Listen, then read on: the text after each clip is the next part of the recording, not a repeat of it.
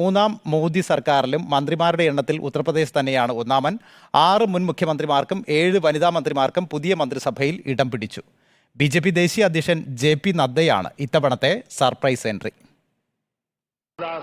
പ്രധാനമന്ത്രി നരേന്ദ്രമോദിക്ക് ശേഷം രണ്ടാമതായി സത്യപ്രതിജ്ഞ ചെയ്തത് രാജ്നാഥ് സിംഗ് ആണ്. രാജ്നാഥ് അടക്കം 9 മന്ത്രിമാരാണ് ഇത്തവണ ഉത്തർപ്രദേശിൽ നിന്ന് കേന്ദ്ര മന്ത്രിസഭയിലെത്തിയത്. ഗിരിരാജ് സിംഗ്, നിത്യാനന്ദ് റായ്, സതീഷ് ദുബെ, ചിരാഗ് പാസ്വാൻ എന്നിവരടക്കം 8 പേരാണ് ബീഹാറിൽ നിന്ന് മന്ത്രിപട്ടികയിൽ ഇടം പിടിച്ചത്. നിതിൻ ഗഡ്കരി, പീയൂഷ് ഗോയൽ, JTS നേതാവ് HD കുമാരസ്വാമി അടക്കം 5 വീതം പേർ മഹാരാഷ്ട്രയിൽ നിന്നും കർണാടകയിൽ നിന്നും കേന്ദ്രമന്ത്രിമാരായി. 6ാമനായിരുന്നു മധ്യപ്രദേശ് മുൻ മുഖ്യമന്ത്രി ശിവരാജ് സിംഗ് ചൌഹാന്റെ സത്യപ്രതിജ്ഞ. ജ്യോതിരാദിത്യ സിന്ധ്യ അടക്കം 4 മന്ത്രിമാരാണ് മധ്യപ്രദേശിൽ നിന്ന് 3 മോദി സർക്കാരിലുള്ളത്.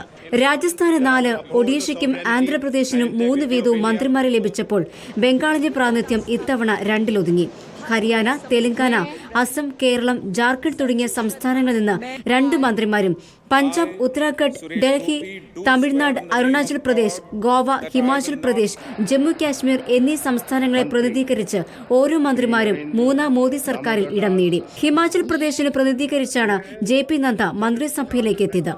36 വയസ്സുകാരനായ രാം മോഹൻ നായിഡുവാണ് ഏറ്റവും പ്രായം കുറഞ്ഞ മന്ത്രി.